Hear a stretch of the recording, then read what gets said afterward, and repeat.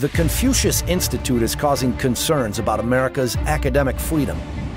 I think every college should be aware of what these institutes are used for, and that they are in fact consistently been used as a way to quash academic freedom on campus at the behest of a foreign government. The newest defense bill bars Confucius Institutes from Pentagon funding, but is it enough?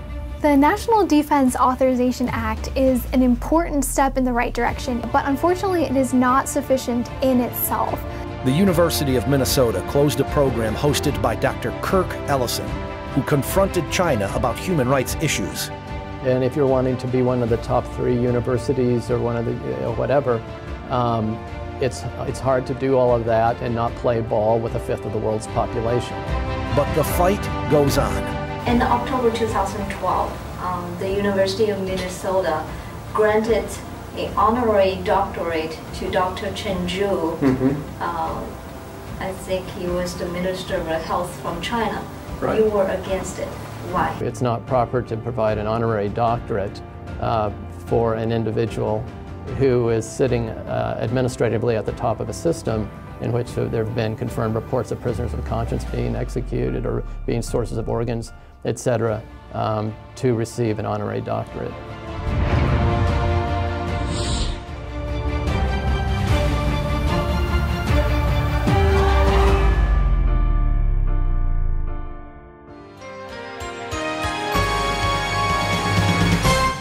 Welcome to Zooming In. I'm Simone Gao.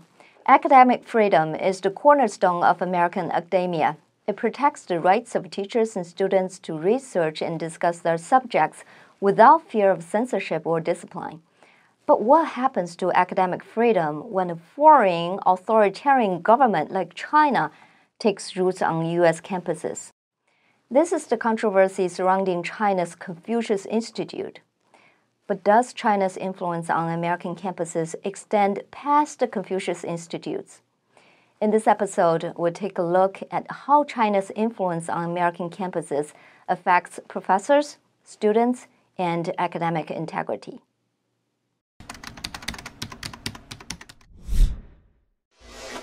The Confucius Institute was established in 2004 by Hanban, which is overseen by 12 national-level government bodies, including the Ministry of Foreign Affairs, Ministry of Culture, Ministry of Education, the State Council Information Office, and more.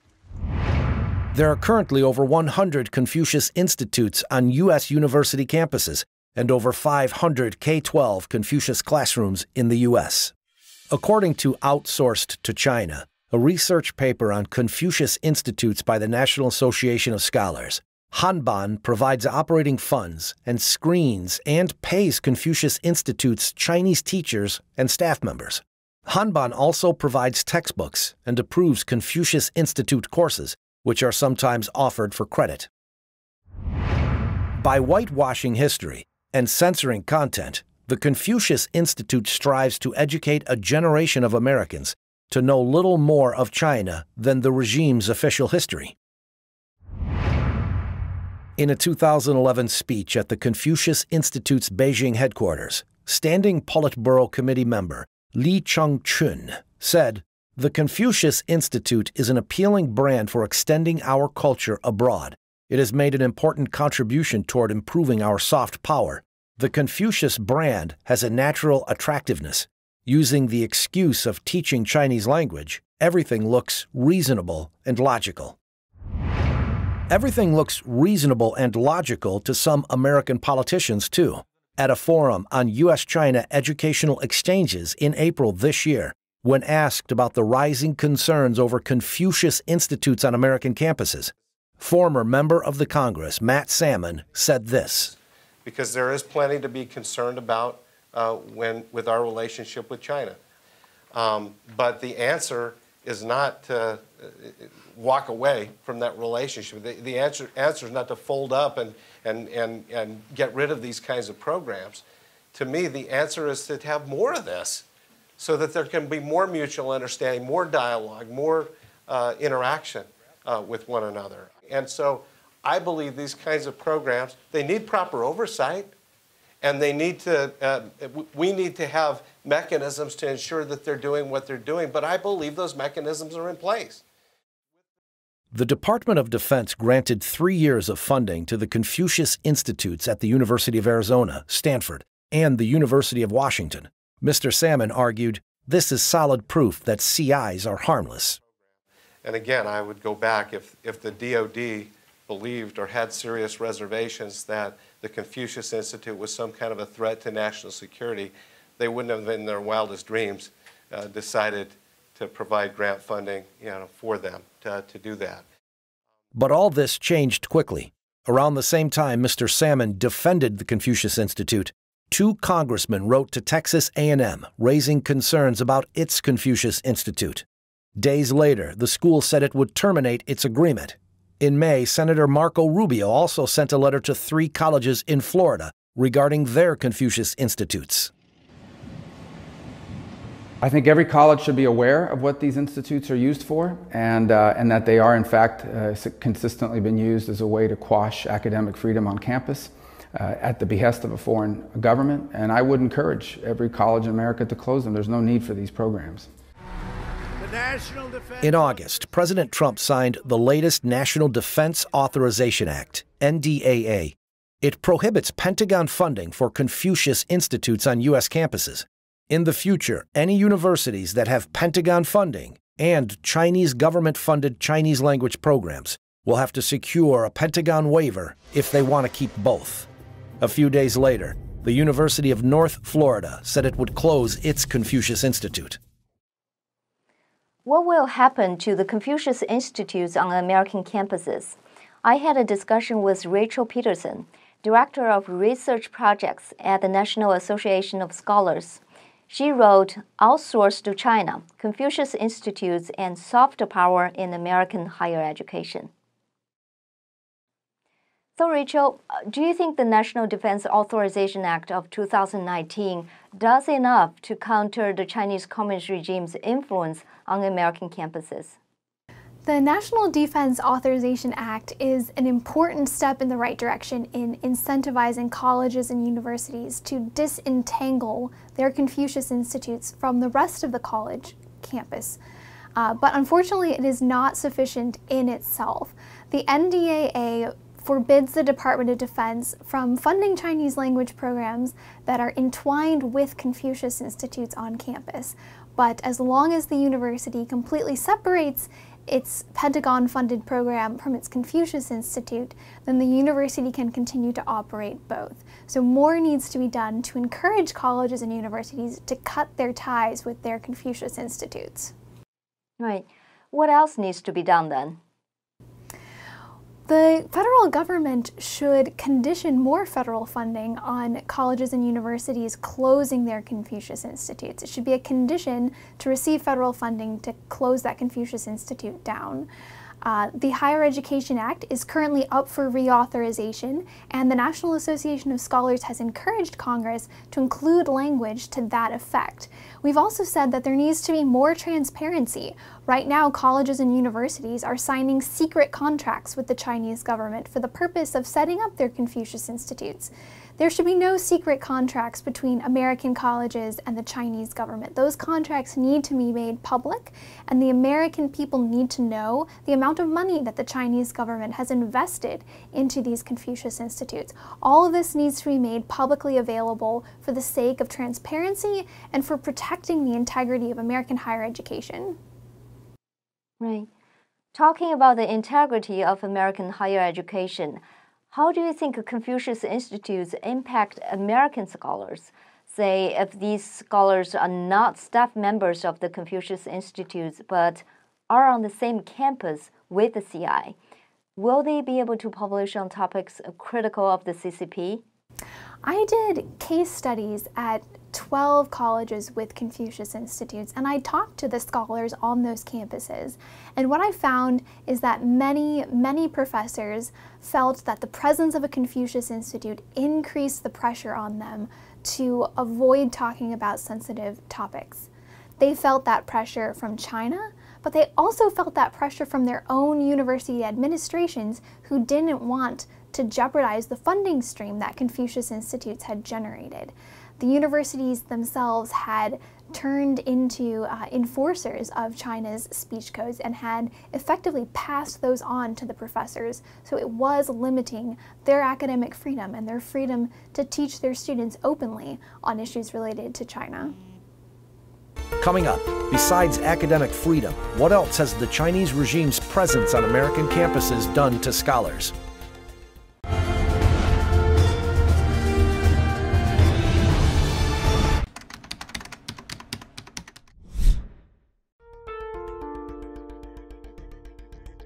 China's influence on U.S. campuses is not limited to Confucius Institutes. Many universities rely on Chinese international students to make up for dwindling enrollment.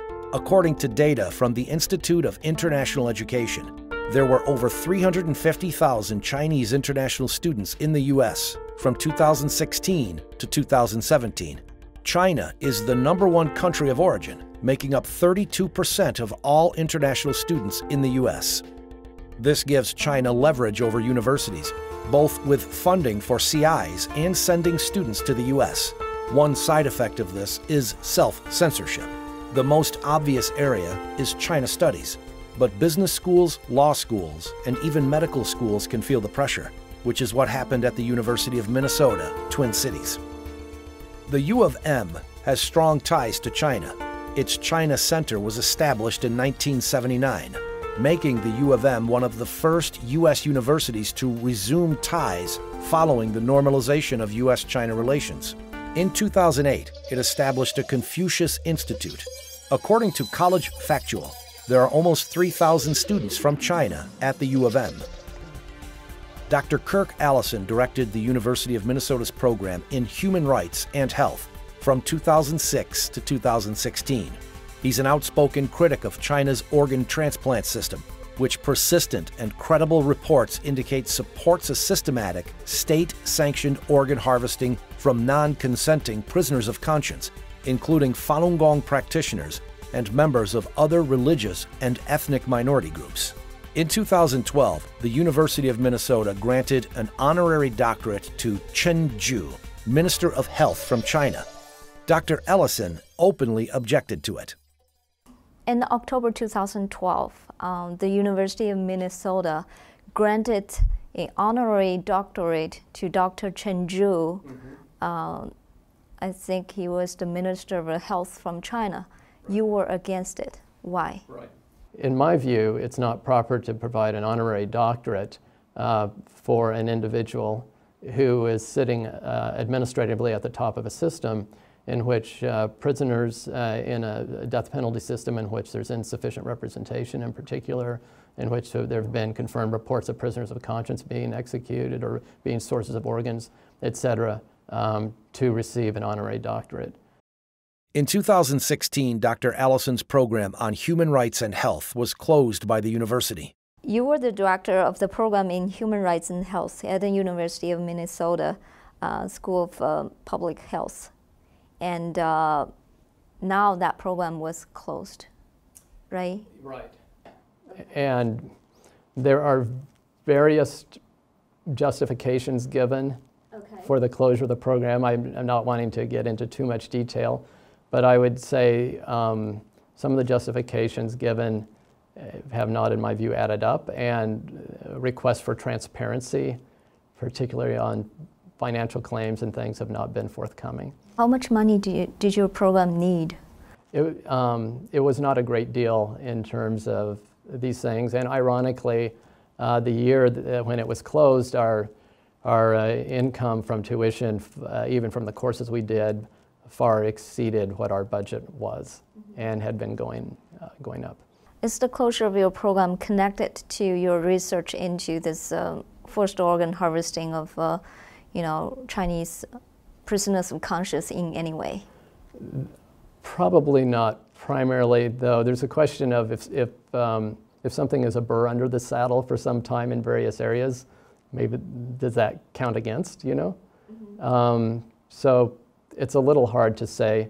Even if the university didn't say this is related to China and stuff, but one cannot help thinking, there's opportunity cost of, getting China upset because the university is dependent on Chinese students and stuff. On the other side, it's you. There's been a lot of discussion about this kind of thing.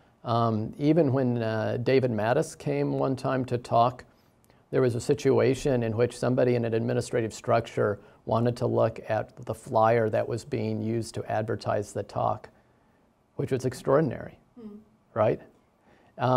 Because at the time there was some sensitive program that was about to launch that was related to China. And so there can be a kind of self-censorship that kicks in. And if you're wanting to be one of the top 3 universities or one of the whatever, it's hard to do all of that and not play ball with 1/5 of the world's population. The university is paying a price, and part of that price is you and people like you, right? Well, it may be in certain circumstances, you know. Right. And in that sense, one may end up being, quote, collateral damage, right? But do they care about the price they pay? Cost you and your program? It depends on what they think the cost-benefit analysis is, right? But what do you think? Well, I feel sorry for the students. Okay. Is what I think. Are you going to continuing on this path to investigate? I intend to, and we'll see what happens and in what format. Yeah. Why is this important to you? Well, I think human beings are important. As of today, Dr. Kirk Allison's program remains closed despite numerous letters of support from university staff members and individuals on human rights programs in the U.S. and internationally. The University of Minnesota has not responded to Zooming In's request for an interview about the closure of the program in human rights and health. Coming up, how the Chinese government interferes with student activities.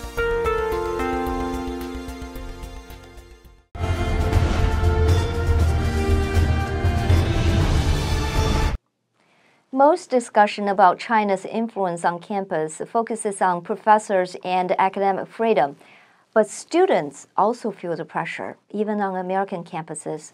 The Chinese regime uses intimidation tactics on students involved in clubs or activities deemed sensitive to the Chinese Communist Party. Zooming In writer Jess Beatty proposed this episode based on her own undergraduate experience as a member of the Falun Gong Student Club at the University of Minnesota. We reached out to other students and clubs across the country, but as of this broadcast, we couldn't find anyone else to go on record. So here's Jess.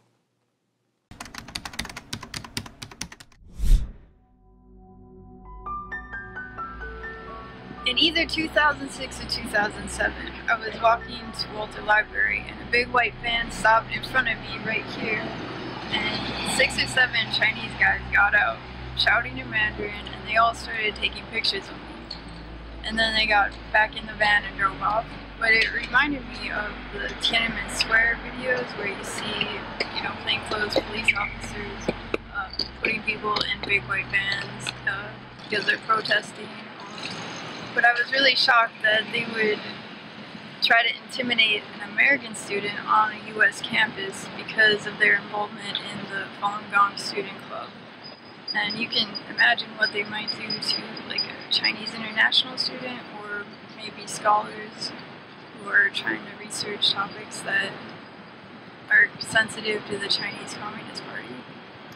And I'm able to talk about it openly because I don't have friends or family in China that they could harass or intimidate.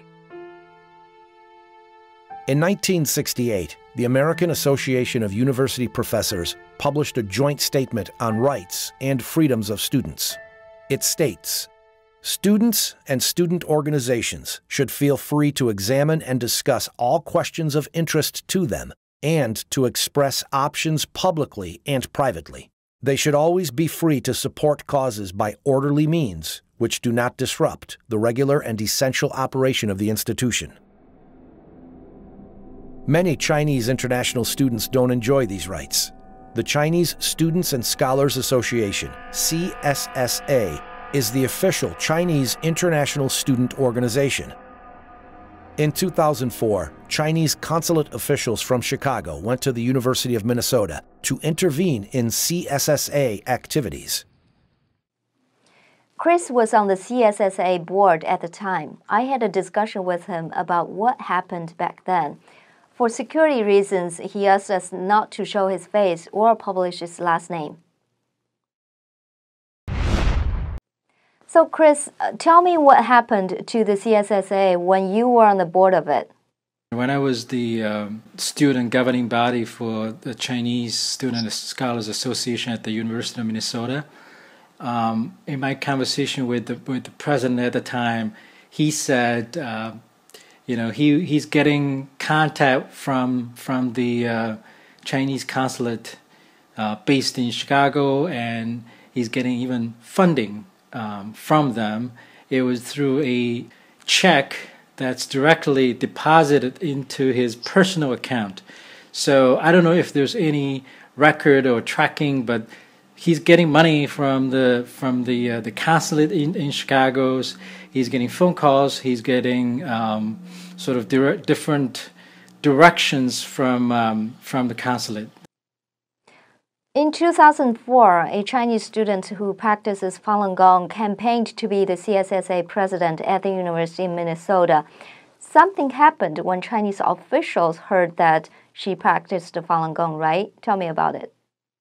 She's very, very enthusiastic to serve the students at the university. So she decided to campaign for the president poll. Obviously, it was not secret that she was practicing. It was known to everybody, including the consulate people.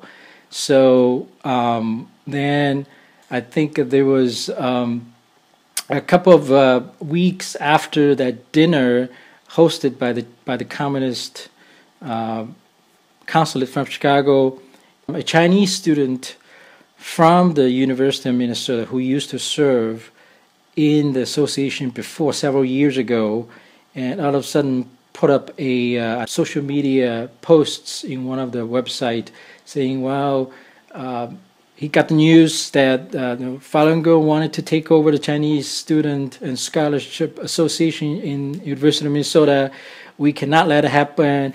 I decided to run for the president as well. Please support me. And so it was sort of spread across the students within the University of Minnesota. When the election day came, normally there wasn't many students, Chinese students, coming for that kind of election in the past years. But in that particular year, there's almost 100 people coming, and I think we didn't know, we didn't have a hard evidence, but based on the conversation that the Chinese student who run for the president or run for the chairman against the Falun Gong student, there was a strong push from the Chicago consulate asking him to reach out to different Chinese students, and even the consulate official themselves make phone calls to whoever they knew that are studying in the university. At a congressional hearing in February, concerns about academic freedom changed into concerns about national security. FBI Director Christopher Wray said Chinese spies are almost everywhere in the academic sector. I think in this setting, I would just say that the use of non-traditional collectors, especially in the academic setting, whether it's professors, scientists, students, we see in almost every field office that the FBI has around the country. It's not just in major cities, it's in small ones as well. It's across basically every discipline. And I think the level of naivete on the part of the academic sector about this creates its own issues. They're exploiting the very open research and development environment that we have, which we all revere. But they're taking advantage of it. So one of the things we're trying to do is view the China threat as not just a whole of government threat, but a whole of society threat on their end. And I think it's going to take a whole of society response by us. So it's not just the intelligence community, but it's raising awareness within our academic sector, within our private sector as part of the defense. Are Chinese spies everywhere? Are overseas Chinese students collecting intelligence for the Chinese government as well? Here's what Chris has to say. You know, in February, FBI Director Christopher Wray said China is using students and others in the academic setting to gather intelligence. So, as a former Chinese international student, to what extent do you think China is using students and professors to gather intelligence? A lot of students, out of sort of perceived patriotism, they wanted to do things for the Chinese. Sometimes they're forced, but sometimes they sort of semi-voluntarily doing things for the Communist Party. They will be, asked to collect informations, asked to collect intelligences transfer without knowing, and they could be violating the U.S. law and doing a work that a spy would do. And then I think the Western university should let them know that whatever they do like that they are at risk of being a potential violating the U.S. law, being a spy for the Communist Party, and they could be getting into a lot of troubles in the U.S. And I think not many people knew about that. The Chinese Communist regime's apparatus has been operating in America for decades without Americans realizing what is really going on. Now things are changing. A lot of the wishful thinking towards China is gone. To a certain extent, that's sad because China does have a rich history and a brilliant culture. But today's China under communist rule is no longer what it used to be. Until the ruling party and its impact is gone, the world should keep a realistic view of this once great country. Thanks for watching Zooming In. I'm Simone Gao. See you next week.